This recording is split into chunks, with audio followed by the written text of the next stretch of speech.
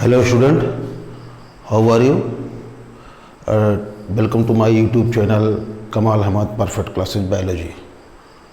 Dear student, today I start about the topic of in this video, that is immunity.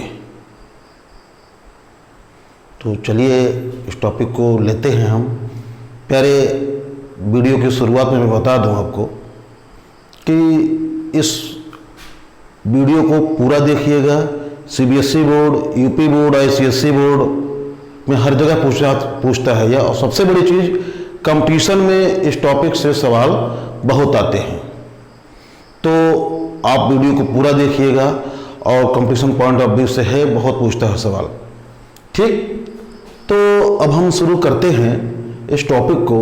प्यारे, ये लिखा हुआ है इम्यूनिटी, हिंदी है इसकी प्रतिरोधन क्षमता, बॉडी में प्रतिरोधन क्षमता। इस टॉपिक को हम उभारते हैं। तो प्यारे, आप जिस भी एटमॉस्फेयर में रहते हो, जिस भी एटमॉस्फेयर में रहते हो, उसके अराउंड एटमॉस्फेयर में बहुत सारे इन्फेक्टियस डिजीज के कॉजल एजेंट रहते हैं। हमारे बॉडी के अराउंड बहुत सारे इन्फेक्टियस डिजीज के कॉजल एजेंट पाए जाते हैं, लेकिन आप ध्यान देंगे वो सभी कॉजल एजेंट इन्फेक्टियस डिजीज के आपको इफेक्ट नहीं पहुंचा सकते।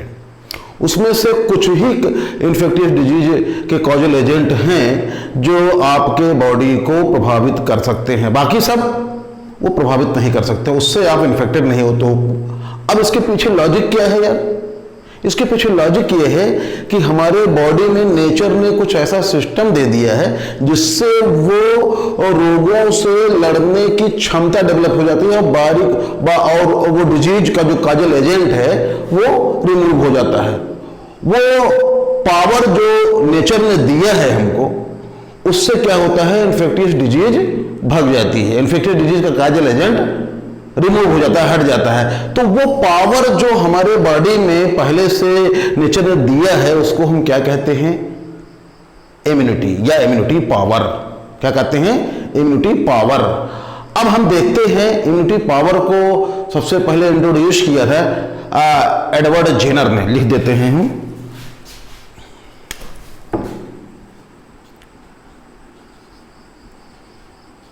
Edward Jenner in the year 1797 में, 1797 ईस्वी में, ये एडवर्ड जेनर को फादर ऑफ इम्यूनिटी कहा गया। फादर ऑफ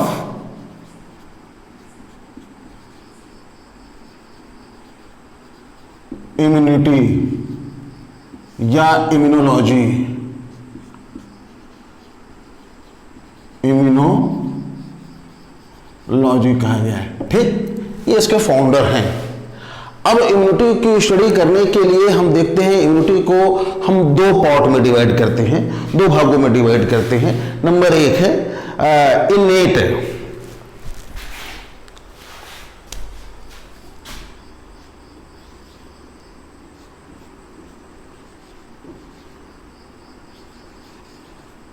इनेट अथवा नॉन स्पेसिफिक, नॉन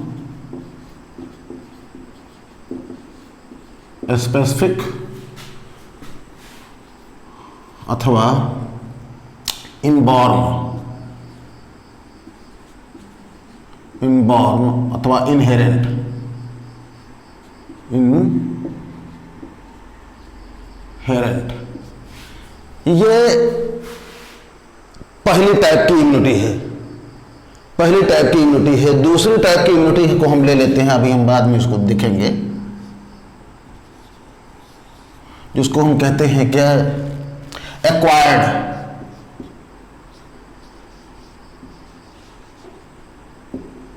एक्वायर्ड अथवा एडॉप्टिव, एडॉप्टिव इम्यूनिटी।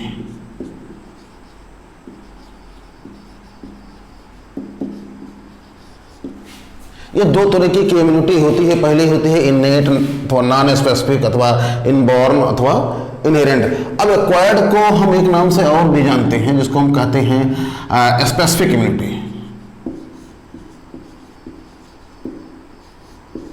स्पेसिफिक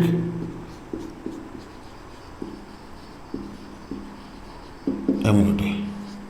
पहले तो अब हम इस पहले टाइप को हम शुरू करते हैं। नाम है इनेट नॉन स्पेसिफिक। ये जन्मजात होता है, ये जन्मजात क्वालिटी होती है कि जो इन्फेक्टियस डिजीज हैं उनके काजल एजेंट को वो रिमूव करना नेचर ने हमारी बॉडी में पहले से दे रखा है, जिसको हम क्या कहते हैं इनबॉर्न या नॉन स्पेसिफिक, इनबॉर्न या नॉन स्पेसिफिक। इसके बाद हम इसमें देखेंगे कि ये इनबॉर्न या नॉन स्पेसिफिक जो है ये इसमें कुछ बैरियर्स होते हैं।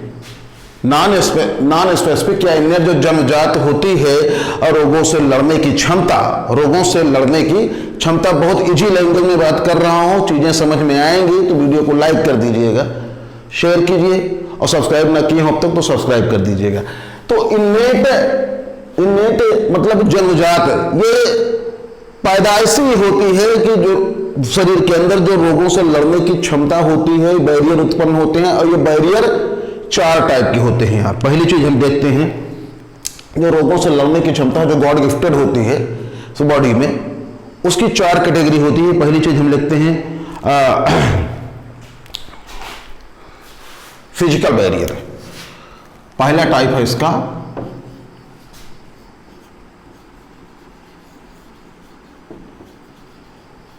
Physical barrier. फिजिकल बैरियर, अब इस फिजिकल बैरियर की कहानी क्या है यार। फिजिकल बैरियर में आता है, देखिए पहले आपकी रिस्पायरेटरी सिस्टम, आपकी रिस्पायरेटरी सिस्टम श्वसन तंत्र। दूसरी चीज है गैस्ट्रो इंटेस्टाइनल जो डाइजेशन से संबंध है। दूसरी चीज यूरोजेनाइटल, मैं लिख दे रहा हूं,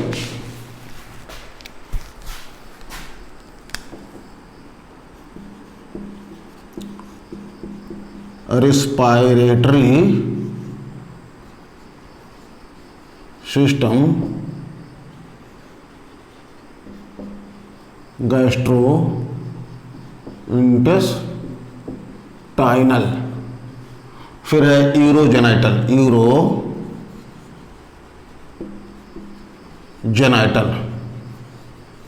सिस्टम। ध्यान से सुनिए, आपकी रिस्पायरेटरी सिस्टम, आपकी गैस्ट्रो इंटेस्टाइनल सिस्टम और आपके यूरोजेनाइटल सिस्टम, इन तीनों में जो अंदर की वॉल होती है जिसपे म्यूकस की कोटिंग होती है, इस रिस्पायरेटरी सिस्टम में, इस गैस्ट्रो इंटेस्टाइनल सिस्टम में और यूरोजेनाइटल सिस्टम में, इन तीनों में अंदर की लेयर पे जो म्यूकस की कोटिंग होती है वो क्या काम करती है, आने वाले इन्फेक्टियस डिजीज के कॉजल एजेंट को, जो माइक्रोब्स होते हैं डिजीज के जो माइक्रोब्स होते हैं उनको वो हटा देती है, बैरियर का काम करती है, रिमूव कर देती है। ठीक, अब हम दूसरी चीज लेते हैं फिजियोलॉजिकल।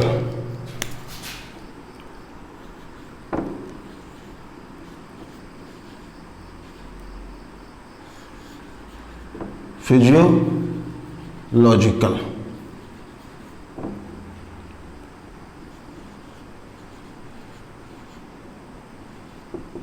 Barrier, physiological barrier. अब इस फिजियोलॉजिकल बैरियर की कहानी कुछ इस तरीके से है, जो आपके बॉडी में ब्लड होती है ना, बॉडी में जो ब्लड होती है, उस ब्लड की जो WBC होती है जिसको हम ल्यूकोसाइट कहते हैं। पहले मैं उसके स्ट्रक्चर की बात मैं करूं तो उस ल्यूकोसाइट जिसको हम WBC या श्वेत रुधिर कणिका कहते हैं, उसके 2 कैडर होते हैं। कितने कैडर होते हैं? 2 कैडर होते हैं। अब उन दोनों कैडर्स में, दोनों कैडर की कहानी कहें हम WBC, ध्यान रखेंगे,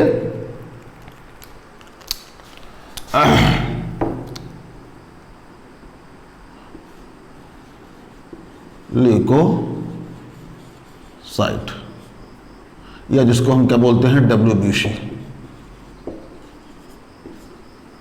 ध्यान से सुनेंगे, बहुत ईजी लैंग्वेज में बात कर रहा हूं, टॉपिक क्लियर हो रही है एकदम।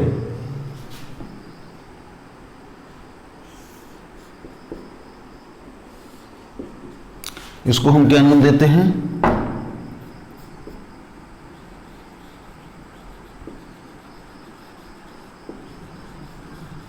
साइट। दूसरा है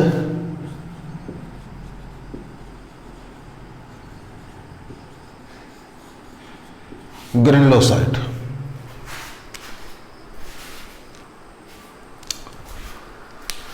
अब ए ग्रेनुलोसाइट की कहानी कहूं मैं, ए ग्रेनुलोसाइट की कहानी में कहूं, इस ए ग्रेनुलोसाइट में दो सेल्स होती हैं जिसको हम कहते हैं क्या, लिम्फोसाइट। पहला है इसका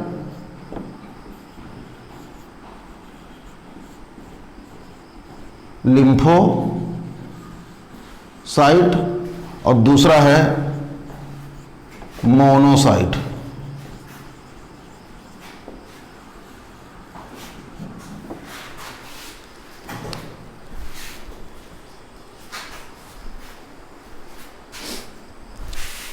चलो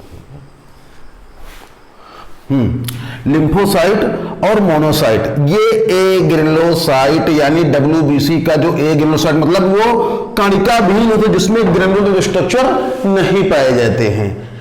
ठीक, अब इसकी जो ग्रेनुलोसाइट है जिसमें ग्रेन्यूल्स पाए जाते हैं, इसमें 3 पार्ट होते हैं यार।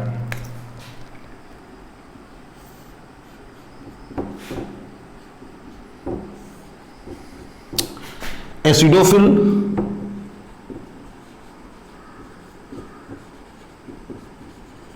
फिर होता है बेसोफिल,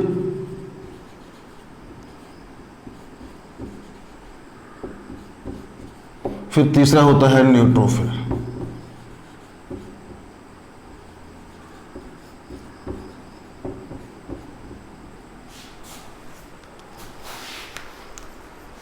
फिर मैं कह रहा हूं, वीडियो को ध्यान से देखिए, नीट में सवाल खूब आता है इसमें से, इस टॉपिक से।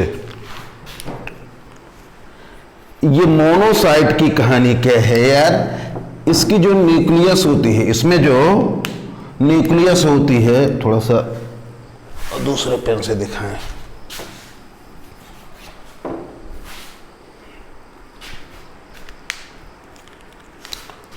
ये सेल है मोनोसाइट की, जो ए ग्रेनुलोसाइट की टाइप है। इस लिम्फोसाइट को हम क्यों नहीं छू रहे हैं, अभी लिम्फोसाइट की हम डिटेल चर्चा करेंगे, किसमें, ये एक्वायर्ड या एडेप्टिव इम्यूनिटी या स्पेसिफिक इम्यूनिटी में हम इसकी लिम्फोसाइट की डिटेल चर्चा करेंगे, जिसमें टी लिम्फोसाइट और बी लिम्फोसाइट होती है। तो यहां पे इसको हम थोड़ी देर के लिए छोड़ देते हैं, पेशेंस बनाए रखिएगा, घबराइएगा नहीं, है ना। ये ना देखिएगा कि इसमें यहाँ पे सर ने छोड़ दिया है तो वीडियो को हटा दे, नहीं देखेंगे, पूरा देखिएगा बेटा, टॉपिक बहुत इंटरेस्टेड है, समझ में आएगा।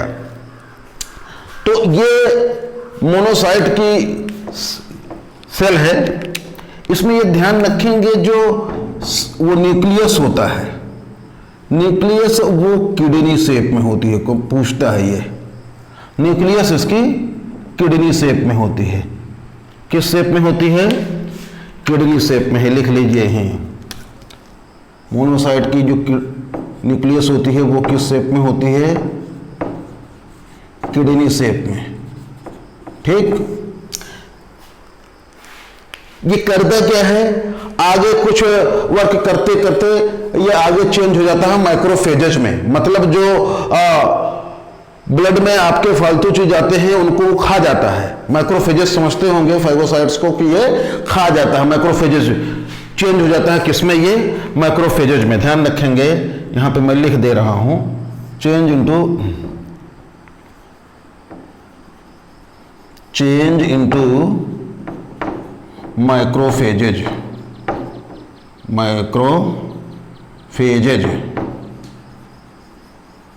माइक्रोफेजेज में ये मोनोसाइट चेंज हो जाते हैं। फिर मैं कह रहा हूं लिम्फोसाइट की चर्चा भी हम करेंगे उसमें। एसिडोफिल जिसको हम एशनोफिल्स भी कहते हैं, ये क्या है यार, ये भी एक टाइप की WBC है।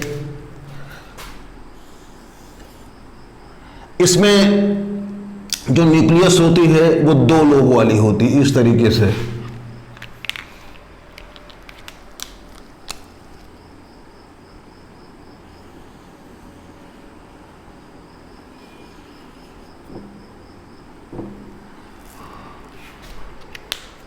एसिडोफिल में न्यूक्लियस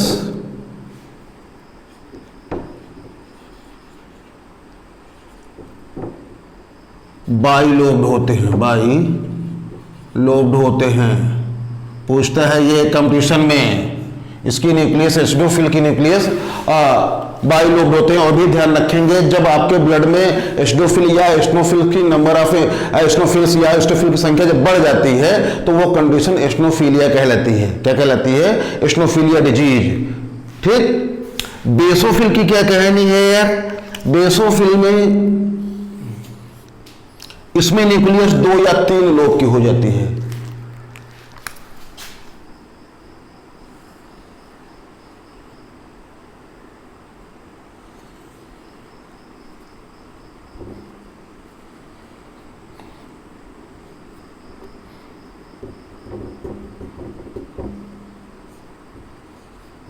टू और 3, 2 या 3, 20 ना समझिएगा इसको। 2/3 लोब, 2/3 लोब वाली हो जाती है। किसकी बात मैं कर रहा हूं? बेसोफिल्स की। और न्यूट्रोफिल्स में ये वेरियस लोब के होते हैं, पॉलीमॉर्फिक कंडीशन में होते हैं, इसलिए इसको हम कहते हैं पीएमएनएस। क्या बोलते हैं? पीएमएनएस। मैं स्ट्रक्चर दे दूं थोड़ा सा।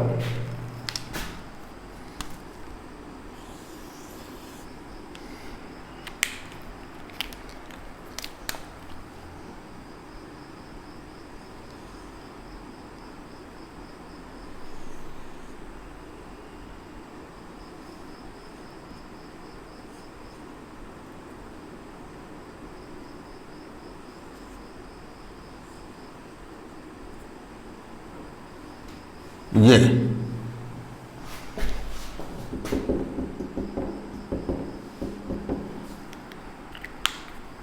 इसको हम क्या कहते हैं?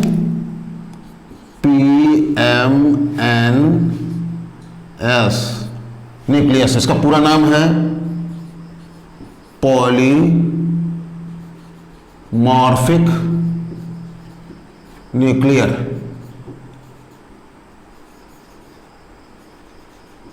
ठीक। वेरियस लोब होते हैं। किसमें होते हैं ये? वेरियस लोब होते हैं जो एक थ्रेड द्वारा, एक सूत्र द्वारा बंधे होते हैं।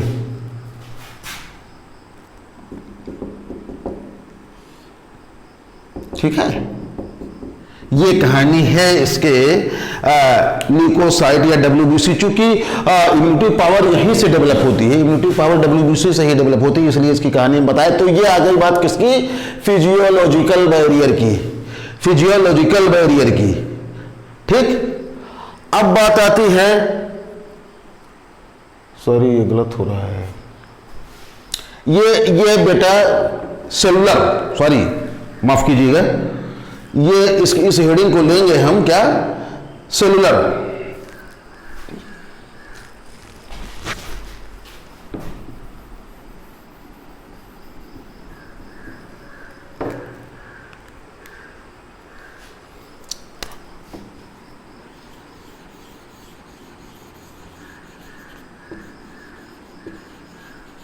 सारी चीज वही है, बस हेडिंग चेंज कर दीजिए। ये सेलुलर बैरियर है। तो पहली है फिजिकल बैरियर और दूसरा है सेलुलर बैरियर। तो अब सेलुलर बैरियर मतलब क्या? कि जो सेल में पाए जाते हैं, सेल में जो कॉन्स्टिट्यूएंट पाए जाते हैं वो कैसे बैरियर उत्पन्न करते हैं, कैसे बैरियर ये प्रोड्यूस करते हैं। तो ये सेलुलर बैरियर की कहानी है। ठीक। वो जो हेडिंग डाले थे वो भूल से हुआ, सॉरी इसके लिए। इसके बाद हम नाम लेते हैं तीसरा, नाम लेते हैं तीसरे बैरियर को, जिसको हम क्या कहते हैं? फिजियोलॉजिकल। क्या लेते हैं नाम? फिजियोलॉजिकल। इसको मिटा देते हैं, अभी हम बाद में देखेंगे इसको। तीसरी सी नंबर लेते हैं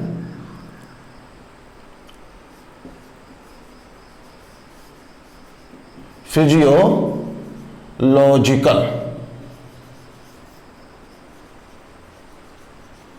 बैरियर। फिजियोलॉजिकल मतलब क्या है यार? जो आपकी बॉडी में फिजियोलॉजी है, जो कैरी की है, जो वर्क हो रहा है। देखिए अब कुछ गॉड गिफ्टेड इस तरीके से होते हैं, आपके बॉडी से आंसू निकलते हैं ना, आंसू में लैकोमेलिक एसिड पाई जाती है। अगर कोई माइक्रोब्स पड़ गया तो माइक्रोब्स रिमूव हो जाता है। तो आंसू जो है बैरियर का काम किया कि नहीं किया? रोगों से लड़ने की क्षमता, रोग का जो माइक्रोब है, डिजीज का जो माइक्रोब है, वो उससे वो उसको भगाया कि नहीं भगाया? तो वो आंसू एक फिजियोलॉजिकल बैरियर के रूप में काम करता है। आपके मुंह में जो सलाइवा है, आपके मुंह में जो सलाइवा है, उसमें कोई माइक्रोब्स आया तो माइक्रोब्स, डिजीज का माइक्रोब वो डिस्ट्रॉय हो जाता है। तो ये भी आपकी जो सलाइवा है वो फिजियोलॉजिकल बैरियर के रूप में एक्टिवेट हो रही है। तीसरी चीज, आपके स्टमक में जो तमाम एसिड पाए जाते हैं, HCl वगैरह, उसमें भी अगर कोई माइक्रोब्स है तो वो भी रिमूव हो जाता है। तो फिजियोलॉजिकल बैरियर में तीन चीज आते हैं, ध्यान रखेंगे। एक है आपकी टीयर, क्या है? टीयर। दूसरी चीज है आपकी सलाइवा, सलाइवा। और तीसरी चीज है आपकी जो स्टमक है, स्टमक रिलेटेड, क्या? Stomach related HCl। आखिर ये इनेट या नॉन स्पेसिफिक तो सब गॉड गिफ्टेड है। हम लोग क्या करते हैं? हम लोग तो कुछ नहीं करते हैं। ये गॉड गिफ्टेड है, टीयर्स, सलाइवा या स्टमक्स में पाए जाने वाला HCl। ये ऐसे कुछ लिक्विड हैं जहां पे डिजीज के माइक्रोब आते हैं तो वो मर जाते हैं या वो उनको रिमूव कर देता है। तो ये आता है बात किसमें? इनेट या नॉन स्पेसिफिक, जो जन्मजात होता है, जो जन्मजात होता है, ठीक है ना। तो फिर मैं यहां ध्यान दिला दूं, जो आपने पहले देखा था यहां पे बेटा कि ये वाली हेडिंग हमने डाल दिया था, तो ये वाली हेडिंग भूल से हुआ, सॉरी। इसके लिए यहां पे दूसरी हेडिंग आप डाल देंगे, हमने लिख दिया है फिर से, सेलुलर बैरियर। ये सारी चीजें एक सेल में पाई जाती है, देख रहे हैं तमाम सारे सेल हैं ब्लड के, तो ये सेलुलर बैरियर के रूप में काम करते हैं। यही सब आपके तमाम सारे रोगों से लड़ने की पावर डेवलप कराते हैं, ठीक है। इसलिए ये सेलुलर बैरियर के रूप में आते हैं। फिजिकल बैरियर की बात मैं करूं, जिसमें रिस्पायरेटरी सिस्टम में या गैस्ट्रोइंटेस्टाइनल सिस्टम में या यूरोजेनाइटल सिस्टम के बॉडी जो है सिस्टम, उसके इंटरनल लेयर पे जो म्यूकस की कोटिंग होती है, वो क्या काम करती है कि डिजीज के काजल एजेंट को, माइक्रोब्स को रिमूव करती है। तो ये सब नेचुरल प्रोसेस में होती है, इनबॉर्न, जन्मजात होती है। और तीसरी चीज ये, चौथी चीज हम लेते हैं क्या यार? Cytokinin barrier. चौथी बैरियर हम ले लेते हैं साइटोकाइनिन बैरियर। Cytokinin barrier. इस साइटोकाइनिन बैरियर में एक चीज ध्यान रखेंगे, इसमें पढ़ना है आपको। इसमें एक चीज प्रोड्यूस होती है यार, क्या कहते हैं उसको, कौन सी प्रोटीन है?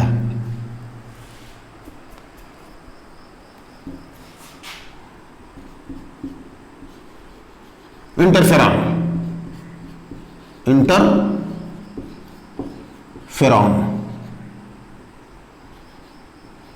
Isaac's and Lindenmann. लिंडनमैन ये साइंटिस्ट था। कौन था? साइंटिस्ट था, ध्यान रखेंगे। आइजैक्स एंड लिंडनमैन, ये घेर दिया है हमने। ये घटना है 1957 में। इसने इंटरफेरॉन की डिस्कवरी की। ये क्या है यार? इंटरफेरॉन प्रोटीन होते हैं। क्या होते हैं? प्रोटीन होते हैं, ठीक। आइजैक्स एंड लिंडनमैन ने डिस्कवरी की एक प्रोटीन की, जिसको हम क्या बोलते हैं? इंटरफेरॉन। सपोज करते हैं कि कोई एक सेल है जो वायरस से इन्फेक्टेड है। यहां ध्यान देंगे कि मान लेते हैं कोई टिश्यू है, ये क्या है? ये टिश्यू है, ये प्लांट की टिश्यू है।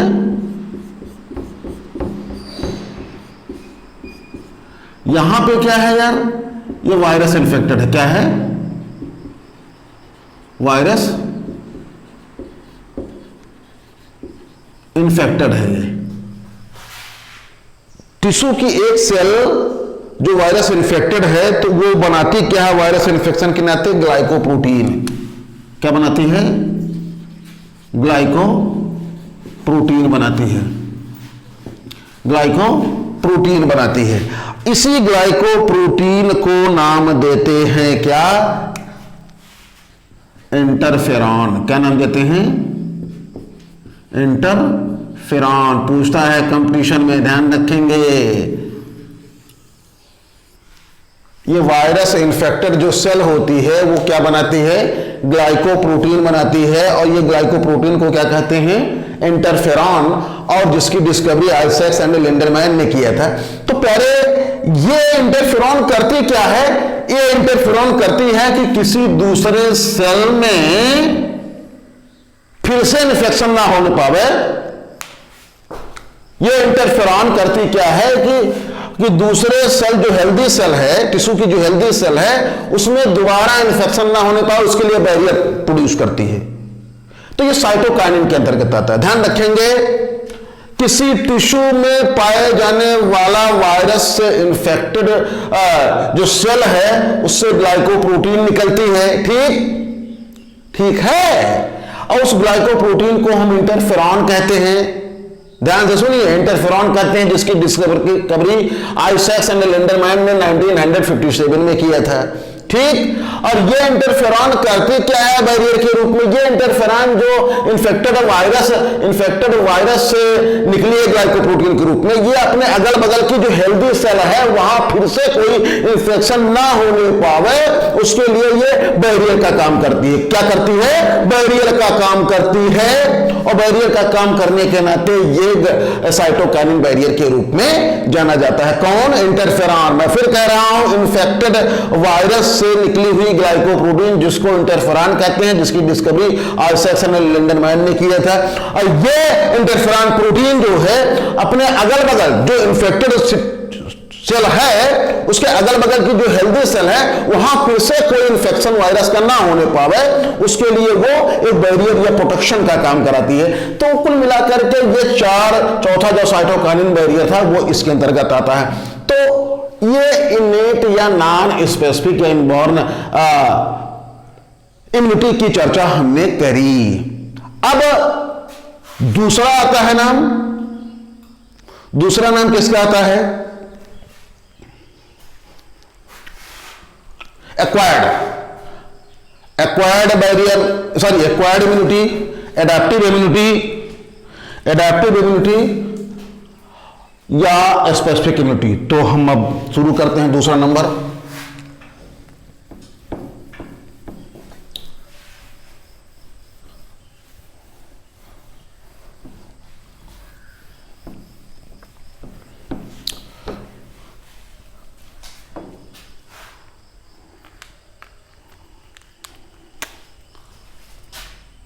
दूसरे टाइप की इम्यूनिटी है जिसको हम क्या कहते हैं?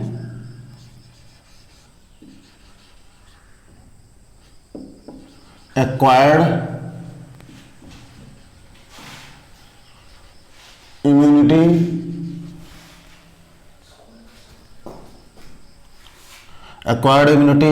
अथवा एडॉप्टिव अथवा स्पेसिफिक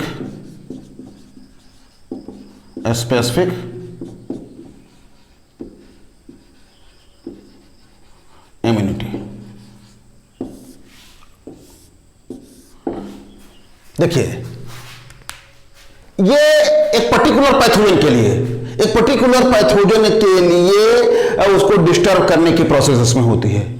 एक विशेष पैथोजन को डिस्टर्ब करने के लिए इसमें प्रोसेस होती है। और पहली बार जैसे कोई पैथोजन आपकी बॉडी पे अटैक किया तो होता क्या है?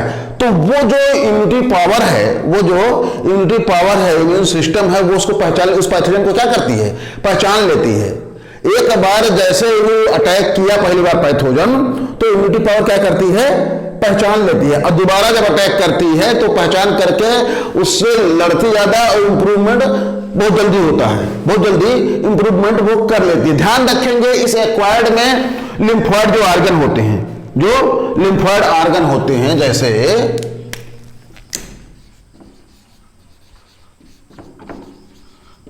लिम्फॉइड ऑर्गन कौन कौन होते हैं यार, ध्यान से सुनिए।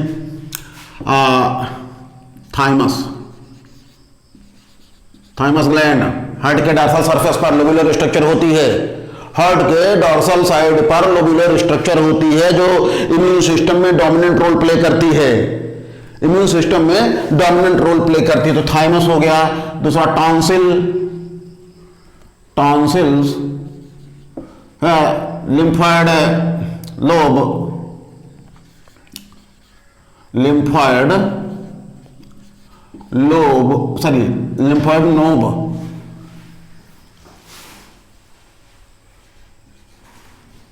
लिम्फॉइड नोड, ठीक। स्प्लीन, ये सब क्या है यार, ये लिम्फॉइड ऑर्गन है। इसके अतिरिक्त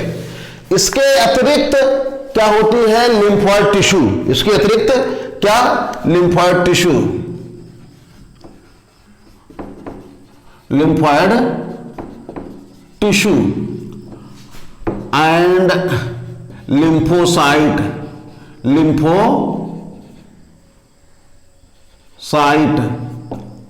and plasma cell, plasma cell.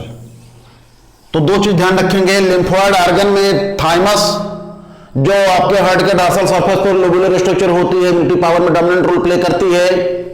Tonsil, lymphoid node, lymphoid node एक ही में है, लसीका गांठें जिसको बोलते हो, और स्प्लीन। इसके अतिरिक्त लिम्फॉइड टिश्यू और लिम्फोसाइट तथा प्लाज्मा, ये सारे चीज मिल करके क्या बनाते हैं यार, एक्वायर्ड इम्यूनिटी सिस्टम। क्या बनाते हैं, एक्वायर्ड इम्यूनिटी सिस्टम। क्या बना देते हैं बेटा, ये सब, ये दोनों चीज मिलकर के क्या बनाते हैं, एक्वायर्ड इम्यूनिटी सिस्टम, ठीक। ये दोनों चीज मिलकर के क्या बनाते हैं, एक्वायर्ड इम्यूनिटी सिस्टम। इसके बाद आप देखिए, इसमें जो लिम्फोसाइट होता है, जो लिम्फोसाइट होता है, देख रहे हैं ना, ये लिम्फोसाइट मोबाइल आर्मी गश्ती सेना के रूप में, जैसे सेना जो मिलिट्री मैन गश्त करती है, ऐसे ही मोबाइल आर्मी के रूप में कौन, यही लिम्फोसाइट। मैं मिटा दूं यार यहां इधर से, थोड़ा दिक्कत हो रहा है।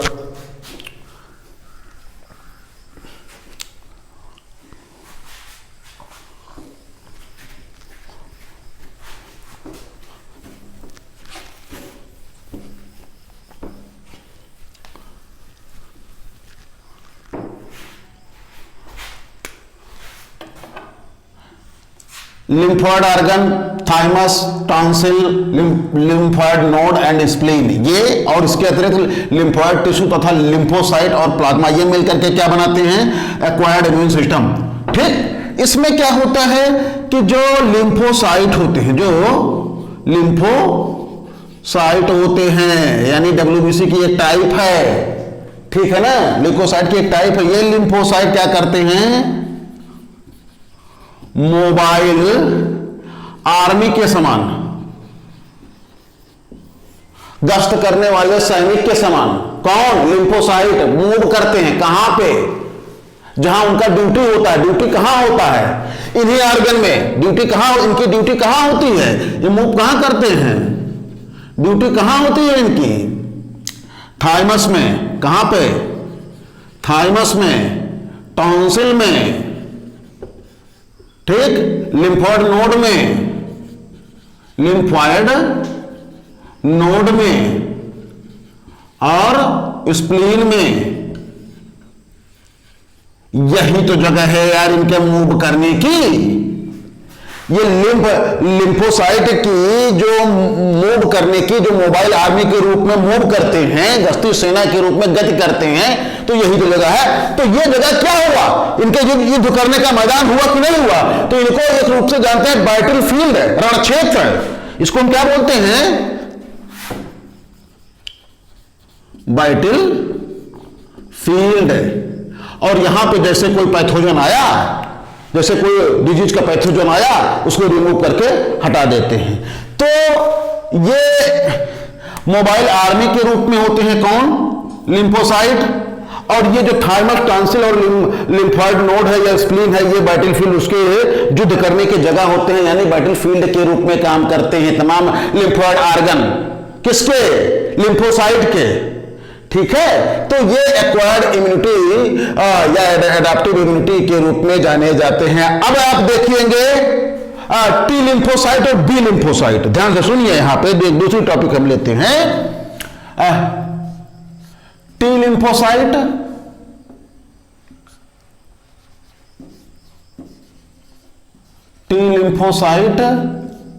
And B lymphocyte. लिम्फोसाइट ये क्या है भैया? ये लिम्फोसाइट की दो कैटेगरी है। लिम्फोसाइट की दो कैटेगरी है, दो टाइप हैं। कहां से बनते हैं ये? कहां बनते हैं? टी लिम्फोसाइट और बी लिम्फोसाइट। ध्यान रखेंगे ये बनते हैं आपके रेड बोन मैरो में। कहां बनते हैं ये? रेड बोन मैरो में। और रेड बोन मैरो में एक प्रकार की सेल होती है जिसको हम क्या कहते हैं? Mesodermal haemopoietic stem cell. Mesodermal haemopoietic इसमें स्टेम सेल। तो यहां पे ये ध्यान रखेंगे, ये टी लिम्फोसाइट या बी और ये बी लिम्फोसाइट कहां बनते हैं? रेड बोन मैरो, लाल अस्थिमज्जा, रेड बोन मैरो में बनते हैं। और रेड बोन मैरो में कहां बनते हैं यार? फिर मैं लिख दे रहा हूं यहां पे, मेसोडर्मल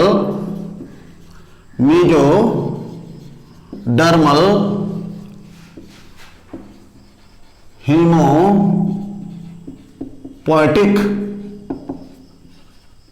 स्टेम सेल।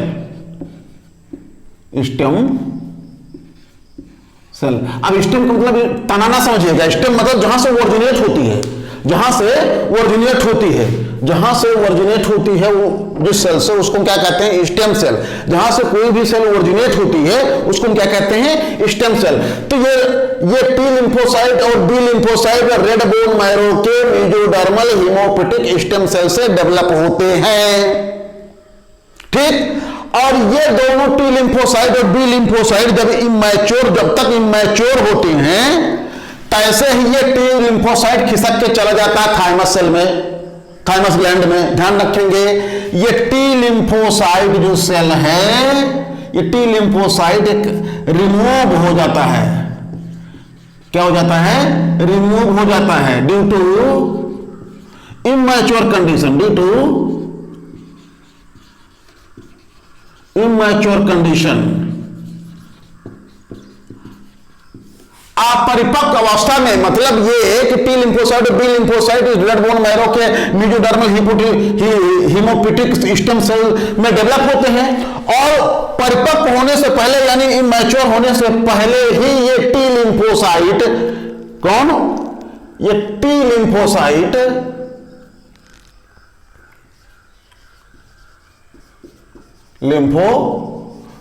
रिमूव हो जाता है इमैच्योर कंडीशन में। कहां? थाइमस ग्लैंड में। थाइमस ग्लैंड में जो हार्ट के डॉर्सल सर्फेस पर लोबुलर स्ट्रक्चर होती है, जिसको हम थाइमस ग्लैंड, वहां चली जाती है। टी लिम्फोसाइट इमैच्योर कंडीशन में कहां चली जाती है? थाइमस ग्लैंड में। और बी लिम्फोसाइट बेचारा ये यहीं पे रहता है, रेड बोन मैरो में ही रहता है। तो ध्यान रखेंगे, ये टी लिम्फोसाइट ये कहां जाता है? थाइमस में, थाइमस ग्लैंड में। ठीक, और B lymphocyte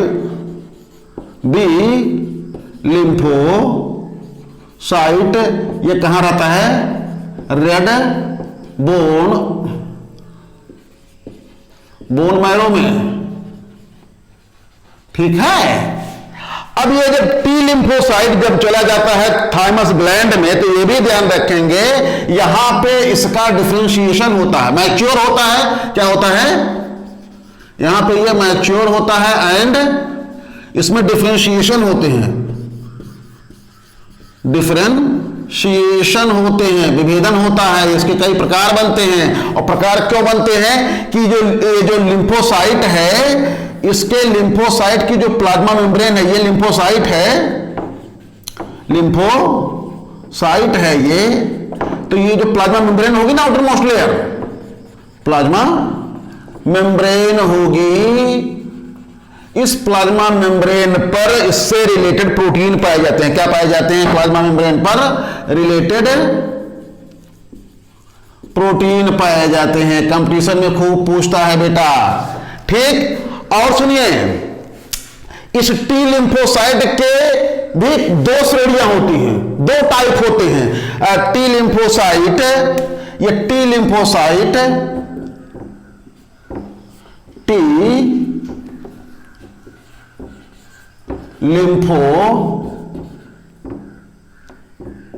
lymphocyte two type की होती हैं। पहली टाइप के प्लाज्मा मेम्ब्रेन